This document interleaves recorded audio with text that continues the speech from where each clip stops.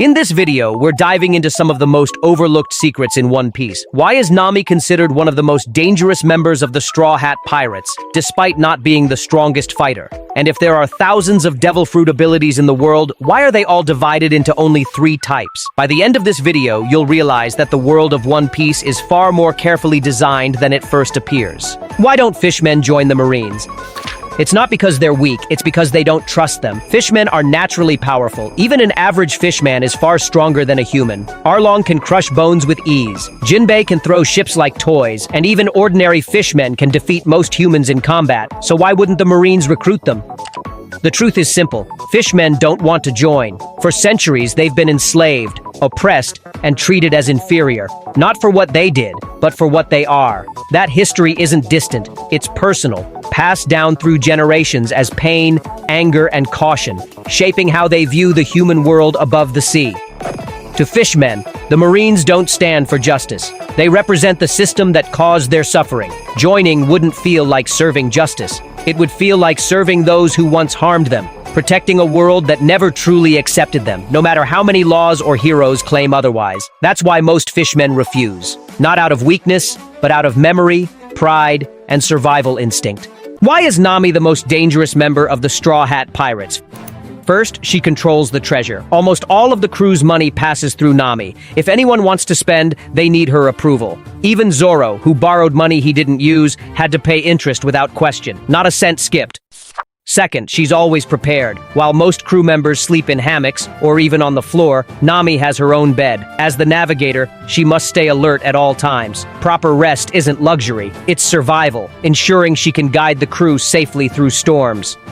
Third, she influences every key decision. Luffy may be the captain, but on the seas, the navigator's judgment is life or death. Nami decides the ship's route, predicts weather, manages the crew's resources, and even exploits their weaknesses. So while she may seem just the navigator, Nami quietly holds the crew's money, safety, and fate in her hands. Power doesn't always come from a sword or a devil fruit. Sometimes it comes from brains, foresight, and control. Think about it. Could anyone else on the crew survive the Grand Line as safely without her? That's why Nami might just be the most dangerous Straw Hat of all. Is Garp truly on the level of the Pirate King? In One Piece, some of the strongest don't seek the spotlight, but they stand at the very top. Monkey D. Garp is one of them. Many people underestimate him. He has no devil fruit, no flashy powers, and never chased the title of Pirate King. But remember, he cornered Gol D. Roger multiple times and fought legends like Rox D. Xebec. That alone proves his level. What makes Garp different is how he fights. No abilities, just raw strength and haki. A single punch can shake an island. More importantly, his experience spans generations. From Roger's era to the chaos of the New World, he has always stood on the front lines. And when facing Marshall D. Teach, he proved it again. Even in old age, he can still pressure top-tier fighters. He doesn't rely on tricks or strategy alone. He overwhelms with pure force and presence. Even now, his reputation alone is enough to make enemies hesitate. That kind of fear isn't given by rank, it's earned through decades of dominance. Pirate King level isn't a title, it's the power to face the strongest head-on. And Garp not only reached that level, in some moments he can still control the outcome of a battle. Why doesn't the red-haired pirates have devil fruit users? It's not because they can't get them, it's because they don't need them. In One Piece, Shanks has the influence and resources to obtain powerful devil fruits. But he chooses not to rely on them, because every devil fruit comes with a price. Yes, they grant incredible power, but they also take away your ability to swim. For pirates who live on the sea, that's a critical weakness, especially in unpredictable battles where the ocean itself can become your greatest enemy. More importantly, Shanks understands something deeper. Power gained too easily can make people dependent, and dependence can become a hidden weakness in high-stakes fights. Instead, his crew focuses on mastery. No shortcuts, no external powers, only haki, swordsmanship, and real combat skill. They train together, fight together, and build unbreakable trust through real experience, not borrowed strength. Their strength doesn't disappear in water, it doesn't rely on luck. That's what makes them truly dangerous. They have no obvious weakness. So Shanks didn't reject power, he chose a different kind of strength.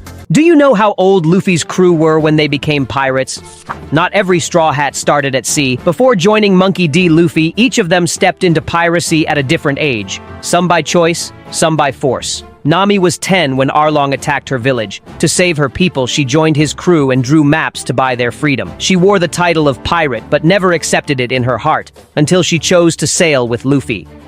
Nico Robin was only 8 when Ohara was destroyed. Branded a criminal, she survived by working with pirate crews. From that day on, she lived in the pirate world, not for adventure, but to stay alive. Usopp formed his own Usopp Pirates at 12, but his real journey began at 17 when he officially joined Luffy's crew.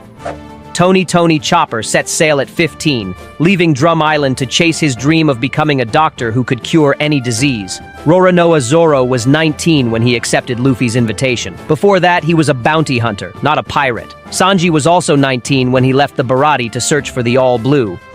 Frankie was abandoned by pirate parents at 10, but didn't join the Straw Hats until 34. Jinbei became a pirate at 29 with the Sun Pirates, yet officially joined Luffy at 46. And Brook first sailed as a pirate at 38, decades before meeting Luffy. As for Luffy himself, he set sail at 17.